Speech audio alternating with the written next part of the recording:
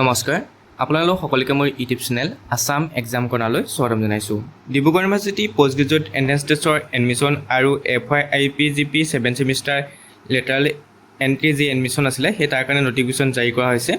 ইতিমধ্যে post graduate entrance exam অনুষ্ঠিত হৈ গৈছিলে, গতিকে আপোনালোকে এতিয়া এডমিশ্যন ল'ব লাগিব।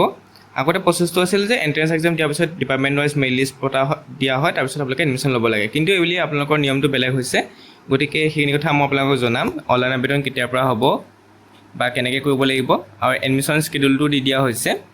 যিসকল ছাত্ৰ ছাত্ৰীয়ে FYIPGPত এডমিশ্যন ল'ব বিচাৰিছে, অৰ্থাৎ যিসকল ছাত্ৰ ছাত্ৰী FYUGP 3rd ইয়েৰ অৰ্থাৎ 3 বছৰ ডিগ্ৰী কমপ্লিট কৰিলে, তেওঁলোকে মাষ্টাৰ ডিগ্ৰী পঢ়িবৰ কাৰণে লেটাৰেল এণ্ট্ৰি ল'বলগীয়া হৈছিলে। যিসকল FYEGP আৰু নৰ্মেলসকলে পষ্ট গ্ৰেজুৱেট এণ্ট্ৰেন্স দিবলগীয়া হৈছিলে।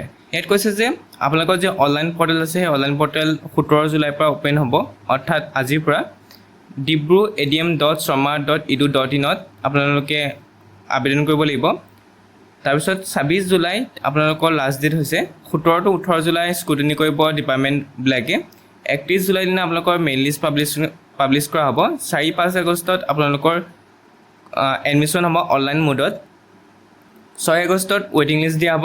8 আগষ্টত আপোনালোকক কৈছে যে এডমিশ্যন অফ দ্য ৱেইটিং list candidate in offline mode and admission against endowment category in offline mode. 10 আগষ্টত ক্লাছবোৰ আৰম্ভ হ'ব আৰু 10-12 আগষ্টত ভেৰিফিকেশ্যন অৰিজিনেল ডকুমেণ্ট। অৰ্থাৎ আপোনালোকৰ যি ধৰি লওক আপুনি যেতিয়া এপ্লাই কৰিব, এপ্লাই কৰাৰ পিছত মেইন লিষ্টখন পাব্লিছ হ'ব।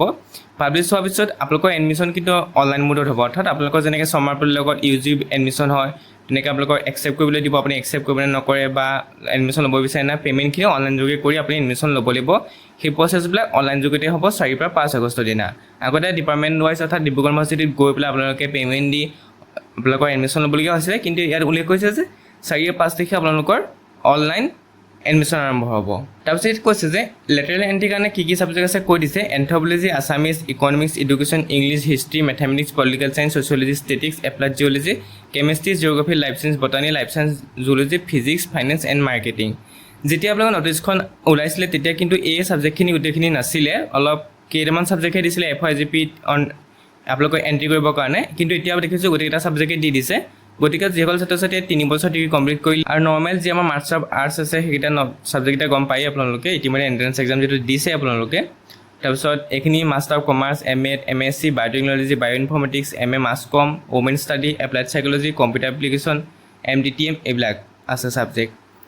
গতিকে আপোনালোকে dibru.adm.sharma.edu.in গৈ লগ ইন কৰিব লাগিব। তাত কৈছে যে if you are first time user click on forgot password and enter the registered email ID then that you are provided while applying for DUAT 2026। অৰ্থাৎ আপোনালোকে কি কৰিব, যদি আপোনালোকৰ ফাৰ্ষ্ট টাইম ইউজাৰ হয় ফৰগট পাছৱৰ্ড মাৰিবলৈ কৈছে, তাৰপৰা ৰেজিষ্টাৰ্ড ইমেইল IDটো দিবলৈ কৈছে, যিটো আপোনালোকে ডিব্ৰুগড় ইউনিভাৰ্চিটি এডমিশ্যন টেষ্টৰ সময়ত দিছিলে। আপোনালোকে যেতিয়া ডিব্ৰুগড় ইউনিভাৰ্চিটি এডমিশ্যন টেষ্ট যে এণ্ট্ৰেন্স এক্সামটো দিবৰ কাৰণে যে আপোনালোকে অনলাইন আবেদন কৰিছিলে, তাত যিটো ইমেইল ID দিছিলে সেই ইমেইল IDটো দিব লাগিব বুলি উল্লেখ কৰিছে। এইখিনি প্ৰচেছটো মই আপোনালোকক দেখুৱাই দিম কেনেকৈ কৰিব লাগে। লগ ইন কৰাৰ পিছত কি কি আছে সেইখিনি প্ৰচেছটো কৈ দিছে, মই আপোনালোকক এইখিনি ডাইৰেক্ট অনলাইন পৰ্টেলত দেখুৱাই দিম কেনেকৈ কৰিব। তাৰপিছত ইয়াত আপোনালোকৰ এডমিশ্যন প্ৰচিডিউৰটো কৈছে অনলাইন মোড অনলি হ'ব, এক্সেপ্ট এডমিশ্যন ফ্ৰম ৱেইটিং লিষ্টখিনিহে আপোনালোকৰ অফলাইন হ'ব। The merit of the candidate securing the same score ডুৱেট shall be determine on the basis of marks. অৰ্থাৎ যদি আপোনালোকে ছেইম স্ক'ৰ পায় তেতিয়া আপোনালোকে BSc মাৰ্কছ লোৱা হ'ব বা ক্লাছ 12-10 মাৰ্কছ লোৱা হ'ব। ফিউ ৱেভাৰ কাৰণে আপোনালোকে এপ্লাই কৰিব পাৰিব to be paid professional selected candidate in online mode through erp.dibruwork.dibu/student log in. অৰ্থাৎ যিসকলে ফিউ ৱেভাৰ ল'ব বিচাৰে তেওঁলোকে যিটো পে'মেণ্ট দিব লাগে সেইটো দিব লাগিব 4 পৰা 5 আগষ্টৰ ভিতৰত। ফিজ ষ্ট্ৰাকচাৰটো আপোনালোকে পাই যাব। পিছত যিসকলে ফিউ ৱেভাৰ পাব অৰ্থাৎ ফ্ৰীকৈ এডমিশ্যন পাব, তেওঁলোকে এডমিশ্যন ফিজ দিয়াৰ কোনো প্ৰয়োজন নাই। Candidate should not date admission through the online mode is purely professional and subject to the verification of the following document. অৰ্থাৎ আপোনালোকে যেতিয়া অনলাইন মোডত এডমিশ্যন ল'ব সেইটোৱে যে কনফাৰ্মেশ্যন নহয়, যেতিয়া আপোনালোকে ডকুমেণ্টখিনি ছাবমিট নকৰে তেতিয়ালৈকে আপোনালোকৰ কনফাৰ্মেশ্যন নহয়। Print copy of online application submitted in the smart portal date is Dibru ADM। অৰ্থাৎ ডিব্ৰু ADMত যিখন আপোনালোকে অনলাইন আবেদন কৰিব সেইখন আপোনালোকৰ প্ৰিণ্ট কপি এটা লাগিব।